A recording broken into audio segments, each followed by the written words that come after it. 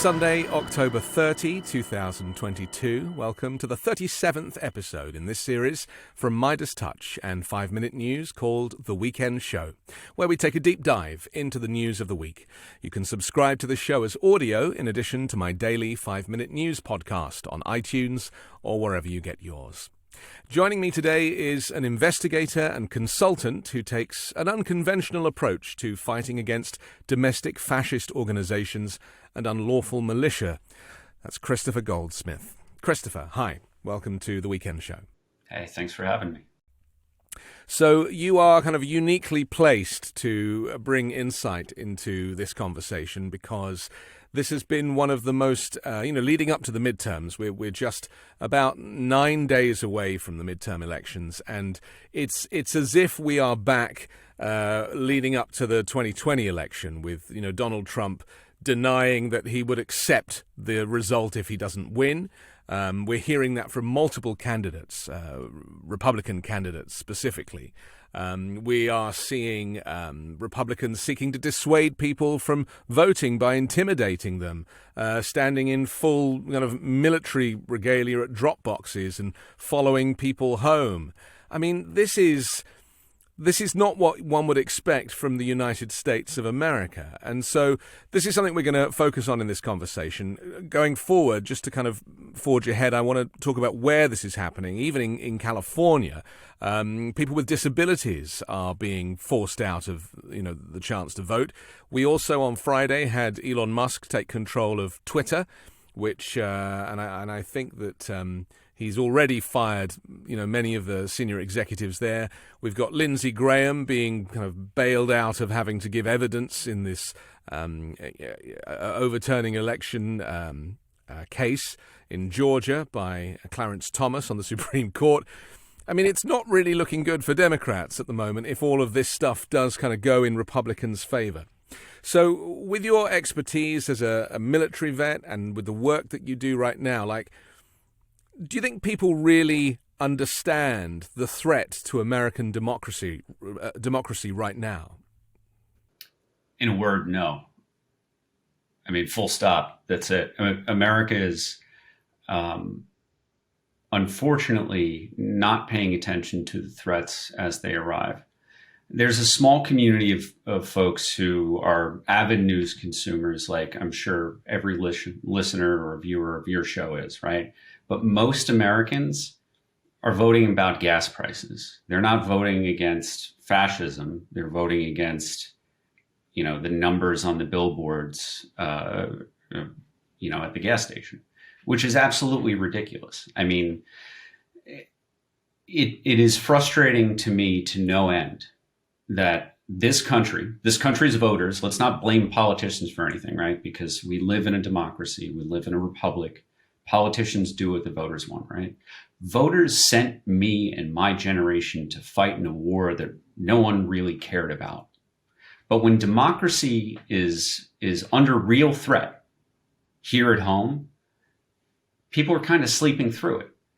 And that is why I do what I do. That is why I have made my life about hunting neo-Nazis and,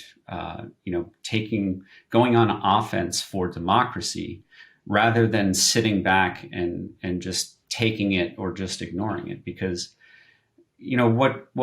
what we see with things like Pelosi's house, having a crazy man with a hammer break into it and assault her husband, or militia, unlawful militia who are intimidating voters, not just in Arizona, but around the country. This is stuff that is not acceptable. And there should be a response from the people, and that is to go out and vote. But we're not seeing it anywhere near the level that it should. I mean, yes, there's early results are showing that early voting is happening at a high-ish level. But I think if everyone truly understood how close we were to catastrophe, we'd have a little more participation in trying to maintain our democracy. It doesn't help when you have Republicans like Ted Cruz tweeting out that, why can't the results all be counted on the day? This is fraud. nowhere gets all the results on the day.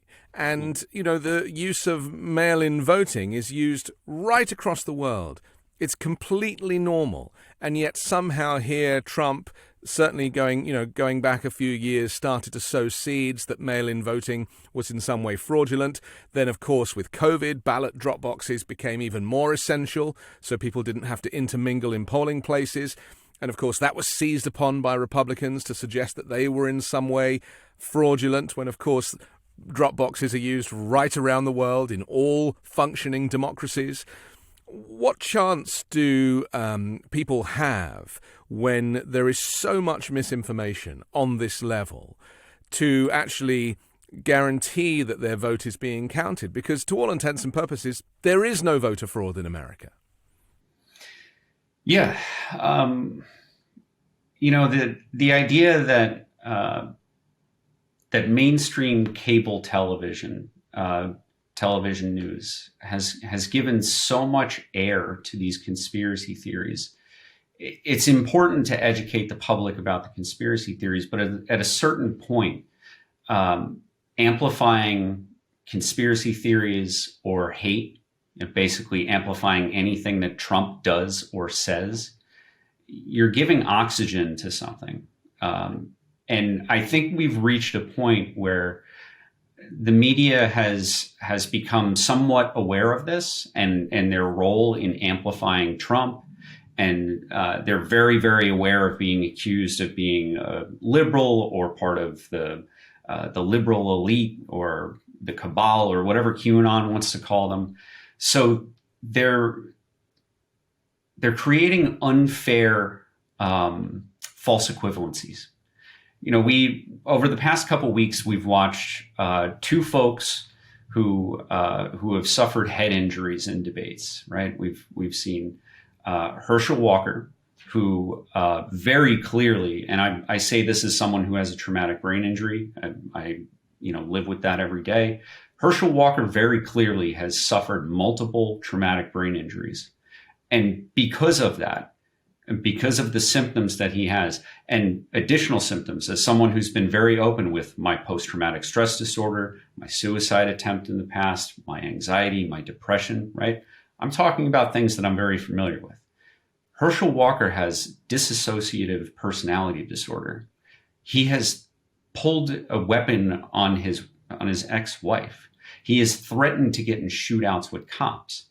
And then you've got John Fetterman, who's been serving, his state for a decade now in government as a leader. He's well liked. He had a stroke. That's an injury. It's a brain injury that you can recover from, and all evidence shows that he is on the path to recovery. And for some reason, we've had the mainstream press, and I love journalists. I'm married to one.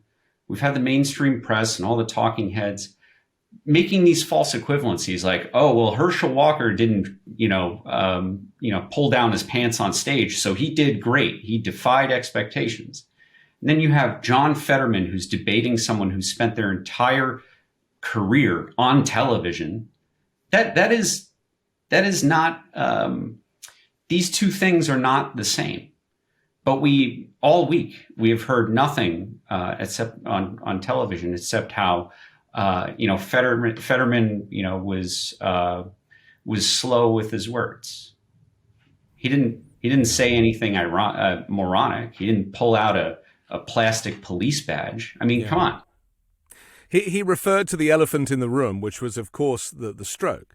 Mm-hmm. And you would have thought that, this, because I talked a lot a couple of weeks ago on a program here about how mental health, especially when it comes to Herschel Walker, it's still so taboo in America. And yet, here where I'm in California, everybody's got a therapist and nobody really refers to themselves as mentally ill. And certainly on 5 Minute News a couple of days ago, we reported on Herschel Walker, and the story started, a severely mentally ill man. That's how the story should be reported, because it is not fair to say that somebody with, multiple personality disorder, or in the case of Fetterman, having had a stroke, they're not on an even keel with their opponents necessarily. And Herschel Walker is a Republican. Some of his views are quite extreme, and yet I do not, as a pro-democracy person, do not want to see him exploited in the way that he is being exploited by the GOP. Mm-hmm. But all of this feeds into this kind of devaluing American democracy by putting forward candidates who are, fundamentally suffering. And in the case of Herschel Walker, I've said that the GOP love the fact that he's a black man, because that also kind of looks like they are, less racist, which of course is not the case. But they are just using him, aren't they? I mean, Lindsey Graham made that absolutely clear. I think that was just in the past week, where he had Herschel Walker sitting down next to him, smiling and nodding with his empty head, as Lindsey Graham said to the camera, talking to Republican voters, saying, if you vote in this black guy, Democrats can't call you racist. Yeah. That's the most racist thing that I've seen that particular senator do. Yeah. And that's a lot coming from a senator from South Carolina. Last time I checked, Tim Scott was still a Republican. He's still in the Senate. And Lindsey Graham seems to just totally discount that he even exists. I mean, what Lindsey Graham is basically doing is he is very mask off, hood off, whatever you want to, whatever phrase you want to use, is being straight up racist, using this man, this disabled man, as a prop to tell Republicans, if you vote for this guy who can't get a sentence out of his mouth, let alone come up with a policy idea, that you're not racist anymore. And the Republicans understand that that's the joke. It's not about policy. It's only about power. And owning the libs at whatever cost. Exactly. And that's the tragedy of this, isn't it? That it's almost like it's a game, that it's funny. They seem to kind of enjoy it, like they get off on it. And that's what makes me most sad, is because, all of these GOP operatives, they're very wealthy. They are looked after. If gas prices go up, it doesn't affect them at all. They don't care. They can afford the difference. And yet their constituents are suffering. And I just want to talk about some of the locations around the US where we're seeing this. I want to point and get your opinion on Florida. We saw some video footage 2 weeks ago of, Ron DeSantis's task force arresting former felons who were told when they were released from incarceration that they were allowed to vote, because that's effectively what the law said at the time. And he then sent the sheriff's department out to go and put handcuffs on elderly black people to take them to a police station for election fraud. They didn't know what these sheriff's officers were talking about. Yeah, and the sheriffs didn't know either. I mean, What those body cams made clear was that the sheriffs didn't really understand why they were there, why they were enforcing the law the way that it was. What we saw was malpractice in terms of, Ron DeSantis is the chief executive. He is the chief law enforcement officer, effectively, of the state of Florida. And rather than make sure that when this voter integrity task force, or whatever he's calling it, was put in, that he would do things on the front end, stop people from committing crimes. So when they apply to vote, instead of saying yes and the state helping them commit a crime, they should have said, no, you're not eligible to vote for X, Y, and Z. If you wish to resolve it, here's the information on, how you can be reenfranchised. But Ron DeSantis is racist. Ron DeSantis knows that his election integrity task force, the only reason it exists is to stop black voters from going to the polls. He wants black voters who are eligible to vote to be too afraid, because 6 months after they vote, a year after they vote, a year and a half after they vote, they might just have a bunch of people in badges carrying guns show up at their doorstep. And that's, getting arrested and brought to the county jail and being released at the same time. That's one thing. But when a black person in America has a person with a badge come up to their door or pull them over, they know that they've got a higher chance of dying in that moment than they otherwise would throughout their day. So this is real terror. This is using the state, using the power of the state deliberately to terrorize American citizens. What Ron DeSantis is doing is deliberate, and I think it should be criminal, which is why it's so important for, if Democrats are able to manage to hold power, and I think that it's possible. Voter protection laws are the first thing that needs to happen. It's the first thing that needs to happen, anytime that Democrats are in power, because all around the country right now, people of color are being disenfranchised, and that is done so that they could erode the rights of every one of us. Well, there was a Voting Rights Act recently that no Republicans would vote for. And, that kind of says it all, doesn't it? That even when you put voting rights on the statute, not a single solitary Republican is prepared to vote for it, because they know that the more Democrats that vote, the less chance, or the more people that vote, the less chance there is of Republican candidates being successful. Let's use the F word now. I'm very keen to kind of deal with fascism, because it gets thrown around. And those of us who have connections to the Second World War with our ancestors, those of us like me who are migrants from Europe, where we are reminded on a daily basis about the rise of fascism and the threat to Western democracy, it's very much front of mind. But in America, the F word has only really been used in the last couple of years, even during Donald Trump's tenure, despite him gassing American citizens outside the White House. Still, people were like, "Oh no, that's not fascism," and the rest was like, "Yes, it is." But what I'm interested in your view on is how Republicans and the right are now claiming that Biden is the fascist, that Democrats are fascists, because they're wanting to right some of these wrongs, to kind of, effectively deal with some of these issues that are coming up. Why and how on earth is fascism being turned around by the fascists in this way? Well, Republicans know that if they use words over and over and over again, they can redefine them. The way that they've redefined communist or socialist. I'm constantly called, and including by a lot of my conservative fellow veterans, constantly called a communist or a socialist. It's like, guys, I'm a small business owner. I'm an entrepreneur. I pay a lot of taxes. I am a job creator. I am everything that Republicans say that they want people to be. I fought for my country. I'm the first person to get a degree in my family. I've done all these things that the Republicans say you ought to do, but they go, "Oh, you're a communist." Why do they do that? Because to them it just means bad. That's it. Like they're using these words to completely strip the meaning away. Socialist and communist is used, especially in Florida, because there is, and Florida and Texas, where there's a heavy immigrant population, because in places like Cuba and Venezuela, people were fleeing these oppressive regimes. So those words do resonate. But the reason that they're using it against Joe Biden more broadly is because they recognize that the Republican Party is becoming fascist. So if they render it meaningless, if they make it synonymous with just the word bad, then when they're called fascists, the Republicans don't have to respond.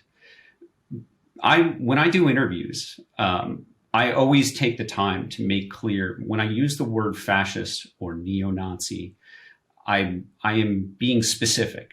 I am talking about people who adhere to things like ethno-nationalism, who believe in a supreme leader, who will not accept the legitimate wins of their political opponents in a democracy.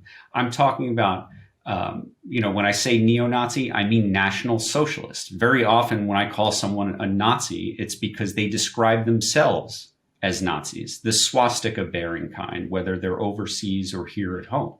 When I say that I'm a Nazi hunter, when I say that my organization, Sparvarius, my company, or the nonprofit that I started, Task Force Butler, when I say that we hunt Nazis, I'm talking about the KKK, people who literally this past weekend were burning a swastika in their backyard because that's the kind of thing that they do.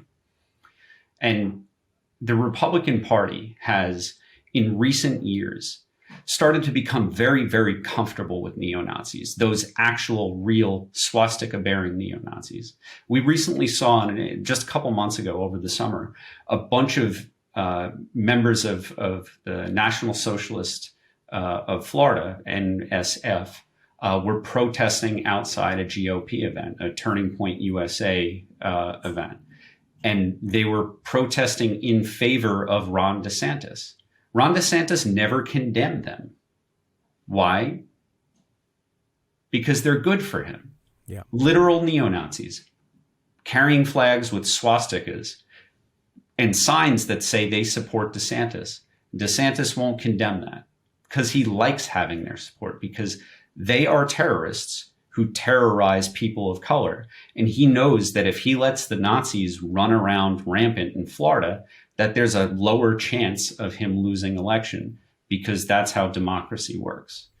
And when Ron DeSantis goes up against Disney because they choose to, welcome people from all social groups, talking about the LGBTQ plus community, and he's purposely making an enemy of Disney because he knows that his far-right following are going to be drawn to his kind of macho behavior, even though as a conservative he should be on the side of big business. And yet over something such as this, he is siding with the far right and the neo-Nazis and their hatred of anybody who isn't white and Aryan and cis and straight and all of those things. I mean, it's so blatant. He's not even trying to hide it now, is he? Yeah, and see, there's a fundamental difference between a guy like Trump, who is not strategic. He's basically an animal who has somehow learned how to speak English. He does not think ahead of 5 minutes from now. Yeah. And Ron DeSantis was a Navy SEAL. Ron DeSantis, went to Yale Law School, right? I think it was Yale Law School. The man is Ivy League educated. He is extremely intelligent. He is doing these things strategically. He's doing them on purpose. And he has Christina Pusher behind him as well, who is herself a former Russian agent and a whole bunch of other things, who is basically his campaign manager. Yeah, and he has effectively adopted hate as his platform. He has not brought solutions to any of the problems that Florida has faced, like the lack of insurance. I mean, the insurance market in Florida has been completely broken. And when a special session was called just in this past year to address the hurricane insurance problem, the homeowners insurance problem, rather than fix that real problem for his voters, he made the entire thing about targeting the LGBTQ plus community and picking on trans kids. The guy is a bully, but he's not dumb. Like Trump is a bully, he's clearly stupid. Ron DeSantis is a smart man, and that makes him much more dangerous, because when you're deliberate, you're strategic, and you're a fascist, you can effectively work the system to break it. When did all of this, when did the toothpaste kind of come out of the tube, or the genie get out of the bottle? Because we know that for decades, even since the civil rights movement and or the abolition of slavery, any of these great historical moments where America has tried to kind of be a little bit more equal, there has always been a faction of those KKK meetings in the middle of the night, or and this stuff, the internet has obviously helped a lot of this, because as with Al-Qaeda, it exists online. They don't have kind of afternoon meetups. But with your experience of, hunting neo-Nazis and fascists, was all of this released? Was the valve opened with Donald Trump? Or was it going on quietly during Obama's administration because of their, anger about having a black man in the White House? I mean, how much blame can we put on Trump for enabling this new movement, or this very open and outward movement, versus what went on in the shadows before? So the big difference now is the massive acceleration of technology. It would be wrong for me to just say social media. It would be wrong for me to just blame the alternative social media companies. Like, since Elon Musk has owned Twitter for like just a few hours, we've seen a massive surge in neo-Nazis coming back to the platform to create junk accounts to harass people, using the N-word and targeting Jews specifically. But where did this start, and where did the toothpaste come out of the tube? I think that historians would say that Newt Gingrich was a huge accelerant in the way that in altering the way that Americans view politics as more of a sport, where you care about the team and the jersey more than you care about the game itself. But as for what's going on right now, back in the 90s, when I was a kid, if someone was a member of the KKK and they lived in Texas and they wanted to recruit people, they had to go out and flyer. They had to go to like an anti-choice march and hope that they find the racists there and hope that they don't get punched in the face as they're handing out racist flyers. Today, they can sit, on Telegram or on Twitter, create an anonymous website and these anonymous avatars, and they can create propaganda. They are creating movies like fake documentaries to promote all sorts of conspiracy theories. And, a lot of folks make the mistake of seeing a racist, seeing someone who's outwardly hate-filled and racist, and that is their identity. And they go, I feel bad for that guy. He's just really stupid. They aren't stupid. These racists, especially the ones that I'm studying, are not stupid. They are making conscious choices. They are reading Mein Kampf. They are reading Mussolini's works and other fascist philosophers. They are creating high quality content, visually engaging content. They're staging events in the real world, doing marches to intimidate and enact violence against vulnerable communities, filming them and stitching the video together to make it look like they are in fact the victims of an oppressive state or of anti-fascist activists, right? We are facing a sophisticated enemy from within here in the United States. And until the average American at least knows that this problem exists, we have no chance of stopping it. And that's why I created my nonprofit, Task Force Butler, so that I could help veterans to continue their service to our country from the safety of their own homes by performing anti-fascist research, to find the neo-Nazis in their neighborhoods and around the country, and to hold them accountable for their violence, for their hatred, for their intimidation. Because that's what it's going to take. You can't just be on defense and win the war for democracy. You need someone on offense. So if people want to support, the team that's on offense for democracy, they can go to taskforcebutler.org. Let's talk about Jews for just a moment, because in the last couple of weeks, we've seen an increasing amount of anti-Semitic rhetoric. We've seen banners being hung from freeway bridges. There's this conspiracy theory about George Soros that we're aware of. We've heard Kanye West, or whatever he's called these days, being, claiming that 95% of the music industry are Jews, and that's the reason why people can't get on. I mean, it's garbage, but it is it is increasing in volume. And the tragedy is that regular Americans who live in small towns, whose vote counts, who have never necessarily come into, regular American Jews, might think of Jews as something other than American. I mean, this is happening, isn't it? So how worried should people be? Because, we're seeing synagogues being attacked. Even just the attack on Congress people, and it all feeds in to this anti-Semitic hatred.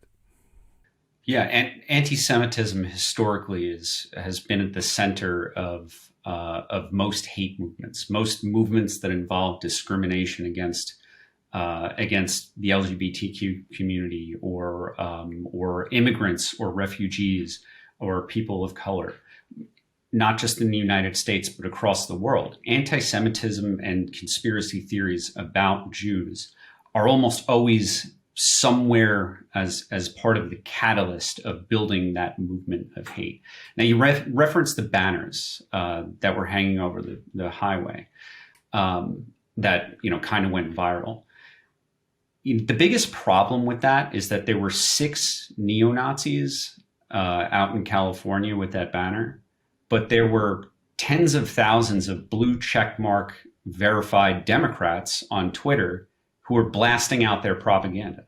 Therefore, not censoring this propaganda at all. Their website for this neo-Nazi organization was all over Facebook. You know what that website does? That website is a pipeline to hate. It's not just where, someone who's curious about what this is, who may, want to be a neo-Nazi and sees that website. Now they know where to go. That's also where they can donate. These neo-Nazis make a living off of doing stunts like this. These blue check mark Democrats. They know it's going to get shared. They Exactly. know it's going to incite Democrats specifically to say, look how bad the other side is. And all that needs it's very to be childish, isn't it? I mean, the way in which, there doesn't seem to be much thought or intellect into, actually trying to put an end to this stuff. It is like a fight in a playground. Well, and so I'm not saying it's wrong to spread awareness about these folks doing this stuff. But when someone's got a swastika flag, or someone's, putting up a website where there's propaganda, neo-Nazi propaganda, and a donation link, and that donation link is how the neo-Nazis do this full time. This is their job, right? Just edit the photo, just blur it, just crop it. I mean, that's it. I mean, if Democrats would just simply be careful when they're raising awareness about the threat, they would achieve their goal. But what they're doing right now is they're creating fear because they're making these 6 neo-Nazis look much bigger than they actually are. And they're helping these neo-Nazis fundraise. Is this something that we could, as pro-democracy people, I mean, I'm not a Democrat, but I'm very much pro-democracy. I don't actually get to vote in this country, which is partly why I'm not a Democrat. But I mean, because we worry that the people that shout the loudest are often not the majority. They just make the most noise. And so when we're hearing all of this noise from the right and the far right and the extreme right, does that kind of, the polls never tell us how it's going to be. The polls traditionally have always been wrong. And at the moment, the polls are pretty much neck and neck for the midterms. But so that doesn't really help us at all. But I sometimes take solace in the fact that, Democrats maybe are an increasingly silent majority, and they recognize that their vote really matters this time round. And Rovember is a phrase that we at MeidasTouch are throwing around because, of course, the Roe v. Wade is very much on the ballot for the midterms. But how much or how seriously should one take all of this neo-Nazi and far-right propaganda in the big picture? In your experience, what kind of percentage of people are going down the rabbit hole with all this? Or can we still relax knowing that there is a comfortable majority of sane individuals in America? So the way that people need to think is not in terms of numbers or percentage, like the total number of neo-Nazis or the percentage of people who are neo-Nazis. What they need to do is think about Timothy McVeigh was one disgruntled neo-Nazi veteran who understood explosives, and he killed hundreds of people by blowing up a federal building in the 90s. Fewer than 24 folks took over some planes on 9/11 and forever altered not just our country and our democracy, but the state of the world, and led our country into wars that killed hundreds of thousands more when you count both sides and all of the civilians who were killed, right? So small numbers can make a tremendous difference. The attack against the Capitol on January 6th, that was not that many people. Like, yes, it was thousands, but percentage-wise of the United States population, percentage-wise of Republicans, or percentage-wise of people who identify as MAGA, as Trump Republicans. It's a tiny, minuscule percentage, minuscule number. But those few thousand people nearly took down the United States government, nearly ended our democracy. So people need to be extremely concerned. What we saw on January 6th can happen again.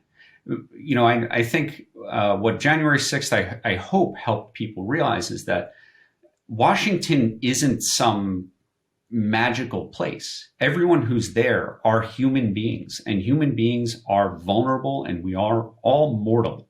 And yes, the Secret Service and Capitol Police are great at what they do, but they're not bulletproof, and they're not perfect. We can lose our democracy to violence, and it doesn't have to be a civil war, right? It just has to be a few hundred insurgents. I don't get the feeling that the GOP or the far right, or whatever you want to call them — I don't call them conservatives anymore because those days are very much over — I don't actually think they care for democracy to be saved. I don't think that democracy as a construct is something that really interests them anymore. I've said before on the show that the word Democrat and democracy are too close, and therefore that they'll just throw both of those into the same trash can.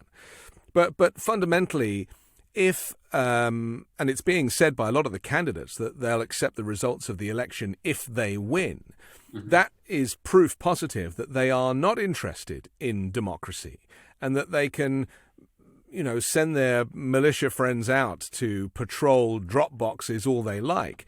But if they're not going to take any interest in the results if they lose, well, then we're into a whole different realm for America. And really, it's not anything anymore. It's going to be very much it'll be a civil war that is being predicted. And in fact, I'd say that a lot of these people that have been doing these Confederate kind of reconstruction games on the weekends have been doing it because they're waiting for this moment.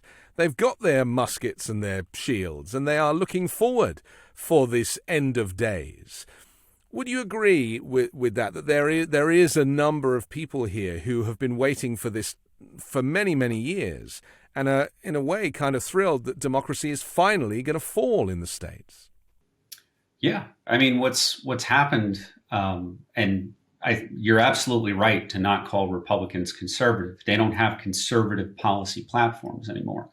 Anyone who's used Facebook, who's got a politically diverse set of friends, or at least had a politically diverse set of friends back when in the before times, has seen someone post on Facebook about how we're a republic, not a democracy. Yeah. Right. That is a huge talking point that just resurfaces all the time on conservative, Republican affiliated people or people identify as conservative and people identify as Republicans on Facebook. Right. What that tells me is that they've never read Democracy in America by Tocqueville. It tells me that they never read the Federalist Papers, and Federalist Papers don't use the word democracy, to be clear, in that way. But I mean, democracy is a word that is traced back through all of the Western history that they claim to be so proud of and responsible for, right? That's the whole theory behind the Proud Boys, that they created Western culture, right? They haven't been sitting around reading Plato. But people like Carrie Lake, who are saying that they will not accept the results of an election unless they win, Carrie Lake is a fascist. Yeah. Carrie Lake meets all of the hallmarks of the definition of fascist. She will not accept the loss in a democracy of her or her party. She's also an ethno-nationalist. She has been, using the terms immigrant and terrorist as if they are fundamentally the same, Yeah. right? She is getting into Christian nationalism, right? And when we talk about this word nationalism, the neo-Nazis have convinced so many people in the press and otherwise to call them white nationalists. So what is a white nationalist? A white nationalist is a white person who thinks that their nation should be entirely white. How do you take a multicultural, diverse nation like ours and make it white? Genocide. So don't use the term white nationalist, use the term genocidal maniac or neo-Nazi, because those are appropriate. And this is what Tucker Carlson has been pushing for, this great replacement theory, which he talks about in Code, where unless you really know what to listen out for, you wouldn't really pick up on it. But he is effectively saying that he and his white powerful friends are the superior race, and that anybody else, whether they be Jewish or immigrants or refugees, which he likes to call illegals, are there is a threat to the kind of the white race from these people, despite the fact that America still is significantly majority white. Mm-hmm. Yeah, so I think it's important when talking about the Great Replacement theory to explore it a little bit in the way that it is framed for a Republican audience. So is it true that percentage-wise, the white population is shrinking? Yes, that is true. Why? Because our population is growing, and people of color, they're statistically more likely to have more children. More immigrants of color are coming in. Yes. But the Great Replacement theory is not about those facts in the background. The Great Replacement theory takes those facts and tells white people that white people are being killed, that there's what they call white genocide, right? They've taken reality and flipped it upside down. And that is the theory that Tucker Carlson, the conspiracy theory that Tucker Carlson has been pushing on the most watched cable news, or I shouldn't call it news, cable show, period. A tremendous portion of the United States is essentially being brainwashed. They've been trained by Fox News to get rid of their critical thinking skills and to act entirely out of emotion, to constantly feel aggrieved and as if they need to go on offense against those who are trying to take things away from them. Right. And most of the people who are most affected, who respond to the Great Replacement conspiracy theory, they are in no way impacted in any way by any of the bull behind it. When pollsters go out into Midwestern states and places like West Virginia, and the border is like the number one issue for Republicans. Why is that? That's not because of the experiences of these people's lives. It's because that's what Fox News tells them to be concerned about. They're told what to feel, aren't they? It's like, a traditional news channel will report the facts and report the news. Mm-hmm. But channels like Fox are telling people what to feel. You hear it all the time. I'll hear Tucker Carlson or Sean Hannity or Laura Ingraham say, you should be ashamed, or you shouldn't stand for this. And they do it in a way where it's like, we shouldn't stand for this. Like, we know something that they don't. We have the majority stake here.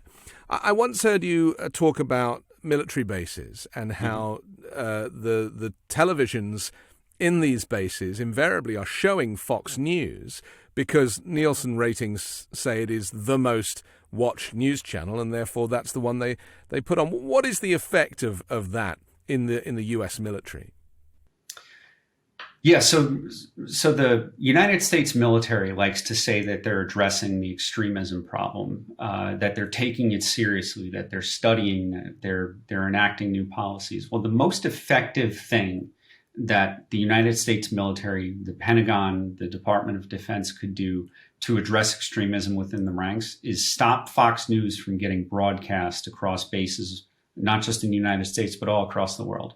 Because what is Fox News? Fox News is a disinformation channel that aligns with anti-American interests, that undermines faith in our military.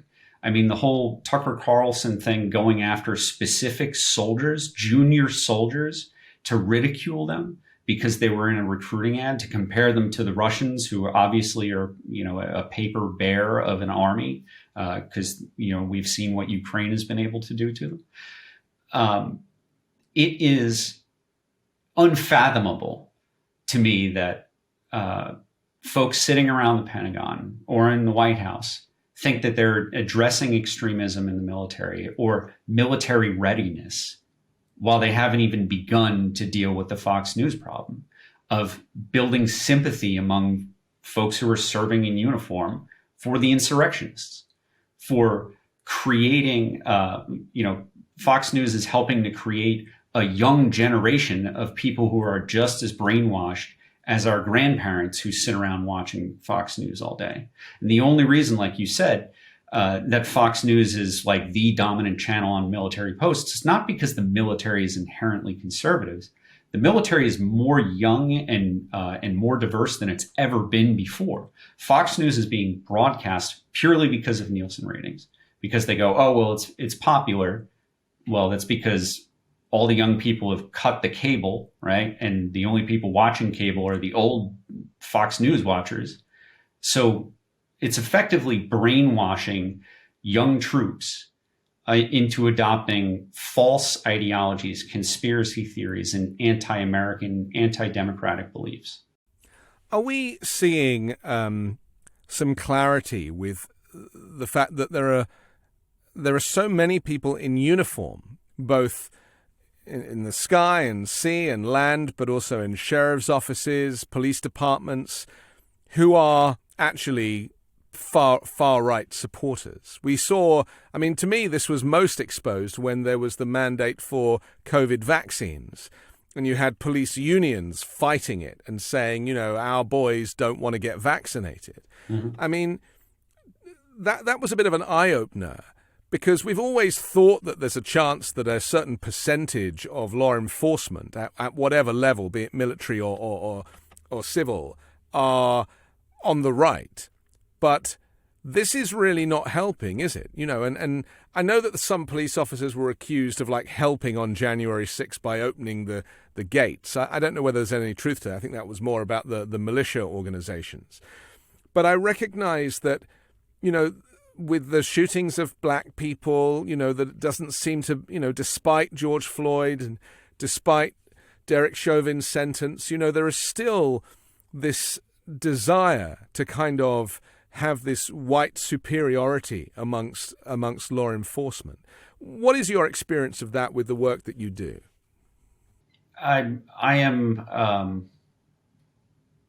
I'm glad that people are coming to understand that we have a far right problem in the law enforcement community, that it's not just, folks in the military, veterans who've been radicalized, but it's people who wear a badge and carry a gun and their job is supposed to be to enforce the law and keep United States citizens safe. But these things are inextricably connected. Over the last 20 years, the global war on terror era, since 9/11, there's been kind of this fusion of this vet bro culture of these folks who serve in the military, get out and, always wear an olive drab or a tan t-shirt, who are carrying guns, right? They're the Black Rifle Coffee cool vet bro. And some of them have become police, and some police have adopted that lifestyle, that oh, I'm a killer, I deployed mentality into their policing. And there seems to be a serious cultural problem in places like where I am in New York, where cops are putting on their personal vehicles stickers of the Punisher, the comic book character. They associate the Punisher with someone who takes the law into their own hands and is strict and extreme, right? The Punisher killed dirty cops in the comic book. The Punisher was enforcing like civil rights. He was not a hero of cops, but this vet bro culture has corrupted police culture in a way that is extremely dangerous, where police no longer think that their job is to protect and serve the citizens of their jurisdiction, but to enforce, to be the person with the gun. And, as we saw in Uvalde, you can have hundreds of people with guns, and they're not necessarily going to do the right thing all the time. They're not necessarily going to, put themselves in harm's way to save innocent little kids as they're being slaughtered. Right? Which seems quite contradictory, doesn't it? Because, the whole rhetoric is that, you need good guys with guns. I mean, even the police chief there is refusing to resign, despite the fact that he is ultimately responsible for those children who were, suffering at the hands of somebody for an hour with police refusing to go in. So it seems to be one rule for one and one rule for another. I mean, do you think in that case, just very briefly on that case, I mean, the kid who was shooting was white? Mm-hmm. Yeah, it's difficult for me to put into words my frustration with the culture of policing versus the reality. Folks in the military that I served in when I was in the Army, whether it was stateside or overseas, we did not treat people with disdain the way that police seemed to, the way that police were treating parents at Uvalde. I mean, one of the heroes of the day was a mother who was tackled by the cops, detained, ended up getting away, hopping a fence, getting into the building and extracting her kids, right? Yeah. While the police stood around and bullied parents who were freaking out as their babies were being murdered. It is mind-blowing that this is happening in the United States, because, I mean, the rules of engagement that we use in war don't allow us to manhandle civilians like that. And certainly, we'd be going after the danger. We wouldn't just be standing around letting them slaughter kids. It's heartbreaking and enraging all at once. Violence is the thing that worries me the most. I mean, I have 2 young children in schools here in the US. So obviously, as all parents are constantly worried about school shootings, it's crazy that it should even be a thing, but it is. In no other country on the planet does this happen. Only here in America. Proliferation of guns, more guns than people. Very few mental health services for people to access. Invariably, the people that need it most don't have insurance, and half the time insurance doesn't cover it. I mean, that's a whole other subject. But my biggest concern is that, you don't need a gun necessarily. I mean, look at Nancy Pelosi's husband, who was woken up at 2:30 in the morning by somebody who came in through a back door in their house in San Francisco with a hammer and was attacked. These violent attacks are only going to increase because of the anger and the rhetoric of these extreme GOP politicians who are the ones with the mouthpiece and the platform, and the thing is, it's all fake, because if you were to take away all of this noise, people would actually be living rather peaceful, kind of lovely lives. But all of this exists in Tucker Carlson's show and in the social media space. The reality is, as you say, with immigrants, they're not really causing any problem for people in communities. It's only a problem when leaders claim it's a problem. That we're living in a kind of completely fake environment, where what is being reported is different to reality, and where a hammer can be a weapon. And what has Nancy Pelosi done to anyone? And yet Nancy Pelosi is hailed on the right as the Antichrist. I mean, where do we even start with this? You're right to use the term Antichrist to describe the way that Republicans have depicted Nancy Pelosi over my entire adult life. She has been the most popular target of Republican disinformation ads and targeting ads. You know, the problem that Republicans have created with using rhetoric that puts Americans at war with one another is what inspires this type of violence. Yeah. Just this past week, we just passed the 4-year anniversary of the first MAGA bomber, the guy down in Florida who, I don't know if he lived in the van or if the van was just covered with Trump stickers, who mailed pipe bombs to CNN. And I didn't see like a word of it anywhere, right? It's just 4 years ago, someone tried to blow up CNN reporters because he was told that CNN was the enemy of the people, right? And now that there's all these Trump acolytes, whether it's Margie Three Names or the dummy in Colorado, going out and putting guns forward and policy way behind them, they are helping to inspire maniacs who will commit terrorist attacks. And because they're using stochastic terrorism, these Republican members of Congress and officials, there's stochastic terrorism is not against the law. I mean, you can advocate for violence, and when people in your flock respond to those calls for violence, you can go, "Oh, I didn't know that person." When the FBI had someone in Ohio try to break into the building and kill people just a few months ago, that person was a vet. That like disappeared from the news within days. But he got himself killed effectively. I mean, this is the thing. It's become like a kamikaze event for some of these people. They don't care.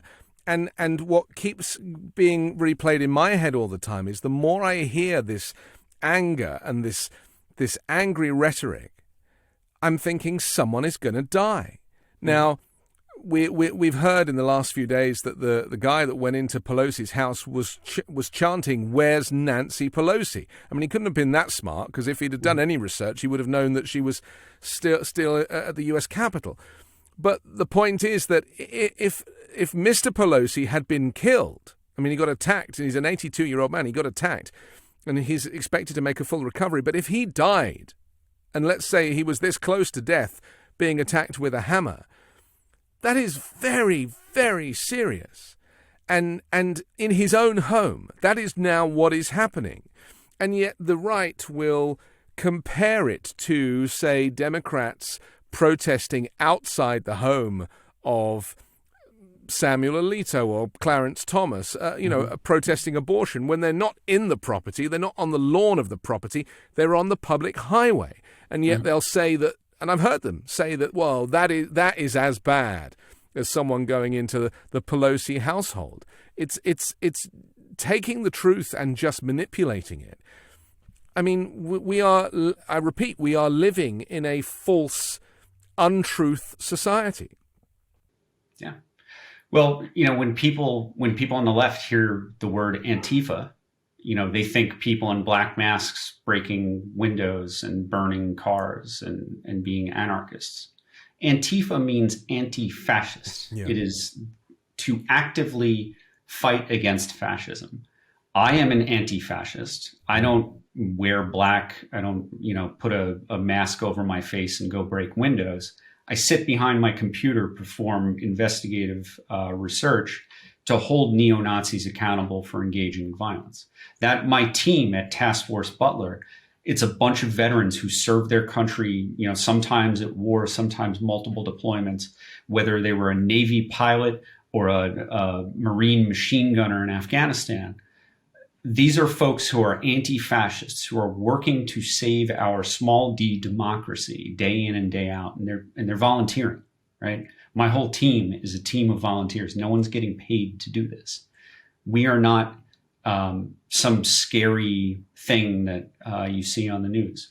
We are anti-fascist activists. And the way that we engage in activism is to find justice for victims of violence and harassment and intimidation. Our goal is to help veterans with Task Force Butler to find the identities of the unlawful militia who are going and putting up, holding guard around drop boxes, who are engaging in voter intimidation. And we're not going to do that by, strapping on armor and weapons and going face to face with these maniacs. We're going to sit there and take screenshots, and we're going to take photos, in person, and we're going to piece together the puzzles that are required to find their true identity. And then we provide that to law enforcement and to journalism. And we let society solve society's problems through, either criminal or civil law, because that is the way that you save democracy. It's not about fighting. It's not about a civil war. Groups like mine are making a difference. Okay, we have to finish, but I'm very grateful for the work that you do, but for your expertise, and I wish you continued success in both your recovery and also your campaign and your crusade. Thank you. Really appreciate it. Not at all. Kristofer Goldsmith there. Don't forget to subscribe to The Weekend Show on YouTube or as an audio podcast, and also the 5 Minute News daily podcast, which drops every morning so you can listen while you make your coffee. I'm Anthony Davis. Join me next week with a brand new special guest and 3 more factual news stories to discuss on the 5 Minute News Weekend Show with MeidasTouch.